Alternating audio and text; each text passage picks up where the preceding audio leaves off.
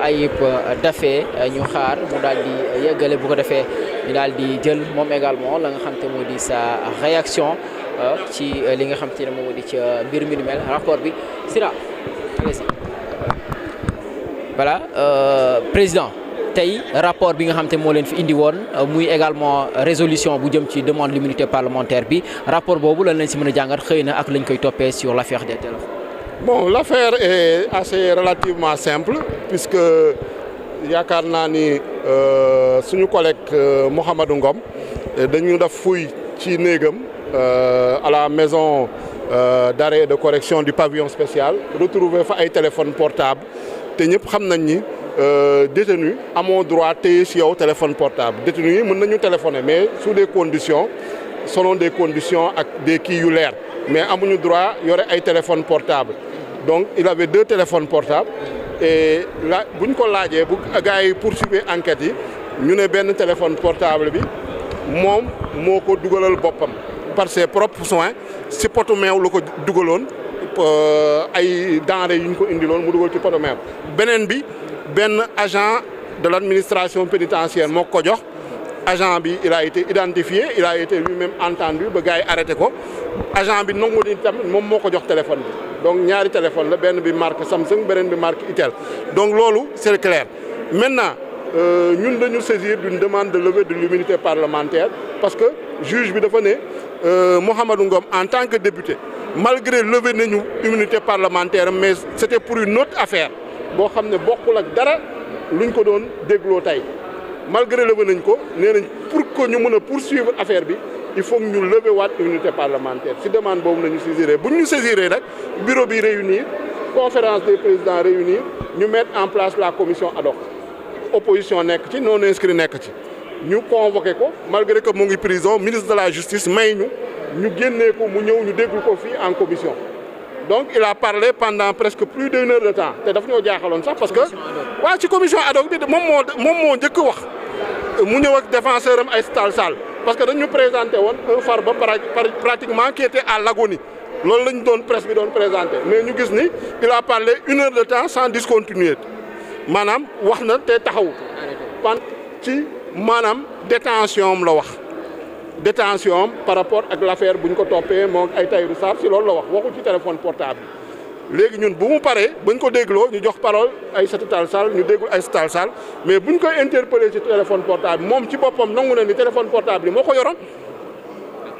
léegi moom lu mu wax lu ñu ñaan dañu ñaan ne dafa am vice de procédure maanaam dañ leen poursuivre avant ñuy indi dossier bi assemblée nationale donc ñoom saisir nañu chambre d'accusation nañ leen may ba chambre d'accusation jël décision assemblée nationale mën a poursuivre ñu ne leen nag loolu mënuñu ko parce que assemblée nationale dafa am charte yoo xam ne moo ko tënk mooy article 61 du règlement intérieur article 61 du règlement intérieur dafa ne genre dossiers yi dañ ko war a traiter de manière urgente soo demee ci article 61 procédure d'urgence nañ ñu wax règlement selon la procédure d'urgence règlement selon la résolution des questions urgentes donc mënuñoo toog di xaar chambre d'accusation boo xam ne xamuñu kañ lay prononcé wu te ñun lu ñuy def amul dara benn rapport ak chambre d'accusation parce que chambre d'accusation pouvoir judiciaire la c'est indépendant ñun pouvoir législatif la c'est la séparation des pouvoirs bu ñu xoolee dossier gis nañu respecté nañu procédure bi yëpp du début à la fin moom gis nañ ko ñëw na fi ñu déglu ko en commission ñëwaat na séance plénière si boppam moom mu waxal boppam loolu la procédure bi wax moom réfuté wul ni téléphone yi moo ko yoroon réfuté wul ni xam na ni tamit jalgati na yoon parce que warul woon yor téléphone ci cellule am te téléphoné na ci daf woote na ci WhatsApp malgré que joxe na ay justification nee na ay doomam la doon woo mais ci biir dossier ñun bu ñu jox PV yi am na yeneen éléments yoo xam ne éléments yu gën a graaw la génne wuñ ko tey on parle de non 5 clés USB on parle également de dossier d'instruction yoo xam ne dafa concerner un présumé complice Tahirou Sarr loo xam ne secret de l'instruction moom moo yor ko ci biir téléphone portable moo maanaam sa Tahirou Sarr suñ ko interroger Farba Senghor moo ngi ci biir prison mais xam ne lan la ñu laaj Tahirou Sarr ak lan la Tahirou Sarr tontu donc soo génnee Farba également convoqué ko moom dina xam nu muy préparer réponse am loolu nañu ne violation du secret de l'instruction ñu gis ni am na si biir téléphone des éléments yoo xam ne partage des centaines de millions xaalis ñoo xam ne yónnee na leen ko dont des journalistes c'est ça loolu moo nekk ci dossier bi am na loo xam ne on parle même d'un contrat boo xam ne ay milliards avec un proche de la famille du président de la République yooyu yëpp moo ngi ci biir téléphone bi léegi ñu ne ñoom dañu bëgg a poursuivre seen enquête ne leen Assemblée nationale autorisé te ku ñu mettre en cause kooku nangu na ni moom moo yoroon téléphone yi ci base boobu nañu sukkandiku pour lever immunité parlementaire am demande de séance plénière mu lever immunité parlementaire am lu si des nag moom moo ngi wax ci beneen dossier mais dossier boobu moom ñun concerné wuñ dossier bu ñu concerné c'est le dossier des téléphones portables te yaakaar naa ni mënu kaa bañ léegi ñoom lu ñuy wax ñoom procédure nañuy wax procédure déposé nañu requête devant la chambre d'accusation mais chambre d'accusation dina prononcé wu donc loolu ñun suñu yoon newu ci donc bon loolu nañu mën a ñoom loolu nañu mën a jàpp parce que xam na ni seen ñu si bëre am na ñu si bëre yaakaar naa daa mel ni Farba Ngom moo yor seen dépense waaw loolu laa jàpp parce que gis nañ fii assemblée nationale bu muy ubbi première session inaugurale assemblée nationale ñu ne dañuy tànn vice président ñu ne tax wàllu jigéen ngeen am ñu ne ni ñoom Farba Senghor nañuy présenté Farba Ngom nañuy présenté ñu ne leen changé leen ñu bañ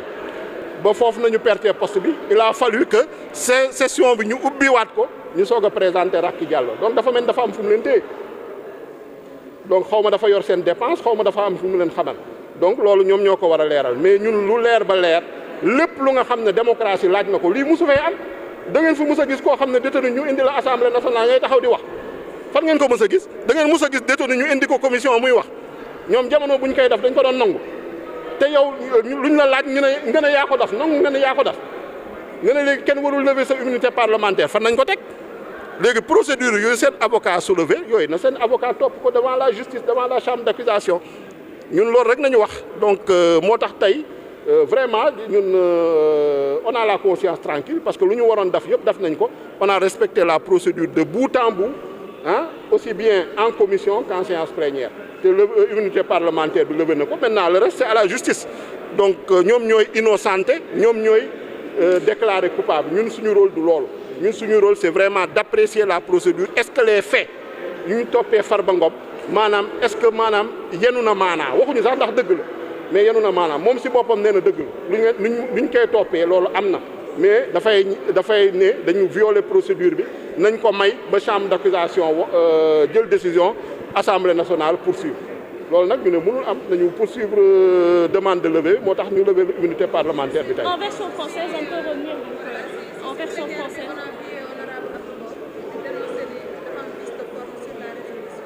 non amul benn vice de forme sur la résolution xam nga résolution nu ngeen ko ñëpp xamee moment du vote nañ koy lire donc résolution bi lire nañ ko au moment du vote député yi voté ñoom voté nañu contre d'ailleurs donc su amoon vice de forme duñu voté ñoom ils ont voté contre la résolution ku am vice de forme normalement doo participer au vote mais ils ont participé au vote ils ont voté contre la plupart donc la majorité a voté pour donc je ne vois pas où est le vice de forme. En version française un peu donc l'opposition qui dénonce son acharnement après la levée de l'immunité parlementaire. Bon, à mon avis, je pense que c'est une affaire très simple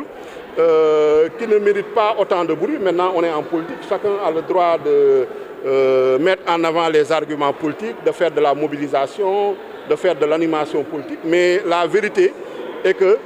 monsieur Farba Ngom, député, a été trouvé en possession dans sa cellule de 2 téléphones portables et de 5 clés USB. Et d'après les enquêtes, il se servait de ces téléphones portables pour communiquer avec l'extérieur. Et vous savez qu'il est sous le coup d'une poursuite, d'une inculpation. Il y a une instruction. Et il communiquait avec ses avocats non seulement, il communiquait avec des complices, présumés complices, et avec des personnes extérieures. Et vous savez que cela est interdit par la loi, non seulement le code pénal, mais également le règlement disciplinaire de l'administration pénitentiaire. Lui-même, il reconnaît les faits, et il ne les nie pas, mais il se défend en disant qu'il y a eu un vice de procédure. Après l'avoir écouté en commission ad hoc, il s'est déplacé de lui-même. On a trouvé d'ailleurs qu'il était en tout cas en bonne forme. Il a parlé 1 heure de temps sans discontinuer, donc sans arrêt, sans interruption, et il avait une très bonne mine. Et tout le monde l'a vu aujourd'hui, alors qu'on le déclarait à l'article pratiquement de l'agonie. Mais on s'en est réjoui, on l'a écouté, on a écouté son défenseur également, Maître Aïssata Tall Sall. Et ce qu'ils ont donné comme argument, ce n'est pas de nier les faits pour lesquels ils sont susceptibles d'être poursuivis. Ils reconnaissent les faits, mais ils disent que la justice a commis un vice de procédure et ils ont déposé une requête en annulation devant la chambre d'accusation. Et ils voudraient que l'Assemblée nationale suspende la procédure en attendant le prononcé de la décision de la chambre d'accusation. C'est voilà la requête, telle quelle. On leur a fait comprendre qu'il y a une séparation des pouvoirs. Nous, on a été saisis d'une demande de levée de l'immunité parlementaire et dans l'article 61 qui fonde notre saisine, on a dit qu'on doit traiter cette question d'après la résolution des questions urgentes, en procédure d'urgence, à la plus prochaine séance de l'Assemblée nationale. Le rapport doit être lu et doit faire l'objet d'un vote sous forme d'une résolution. Et ce qu'on a respecté entièrement, donc M. Farba Ngom a été auditionné, donc sur autorisation du ministre de la Justice. On l'a sorti de prison pour être entendu devant la commission d'enquête. Il s'est présenté, il a en tout cas donné sa version des faits. Sa défenseur, Mme Aïssata Tall Sall, a été écoutée et le débat s'est déroulé sereinement. Et la commission, à la majorité, a rendu un avis favorable à la demande de levée de l'immunité parlementaire. Ensuite, on a enrôlé le dossier en séance plénière aujourd'hui. Donc, il a demandé à se présenter. Le ministre de la Justice l'a autorisé encore à se présenter. Vous l'avez vu vous-même, donc tout le Sénégal l'a vu. Ce n'est pas quelqu'un qui est à l'article de la mort. On lui souhaite encore longue vie et une très bonne santé. Mais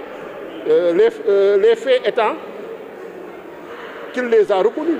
Il a reconnu les faits. Il a dit qu'effectivement, c'est lui qui avait les téléphones portables. Maintenant, par rapport à ce qu'il a fait des téléphones portables, dans les dossiers, dans les PV qu'on a, on ne veut pas violer le secret de l'instruction, mais il y a des faits qui sont assez graves, qui sont précis et qui sont étayés. Des PV d'enquête, des PV également de la cybercriminalité, des PV de la gendarmerie. Tout ça a été mis à notre disposition et lui-même, il les a lus. Donc, vous les avez entendus, ils ne sont pas revenus sur les faits. Ils ont parlé largement de la procédure en disant que la procédure a été violée. Comme ils ont déposé une requête en annulation devant la chambre d'accusation va se prononcer. Mais nous, en ce qui nous concerne, on a dit que la procédure a été respectée, les faits sont étayés, la demande elle est motivée, elle est loyale et sincère. Donc la commission ad hoc et l'Assemblée nationale est dans son bon droit de lever l'immunité parlementaire du député Mohamedou Ngom. Maintenant, comme on le sait, lever l'immunité parlementaire n'est ni une présomption d'innocence, ni une présomption de culpabilité. C'est à la justice de faire son travail et la justice va poursuivre son travail pour apporter toute la lumière. Voilà les faits, simplement tels qu'ils sont dans leur réalité et leur matérialité. Tout le reste, bon, c'est de la politique politicienne et ils ont le droit également d'utiliser les arguments politiques pour se défendre. Merci. Merci beaucoup. Voilà, merci beaucoup. Vous êtes honorable député, président également des groupes.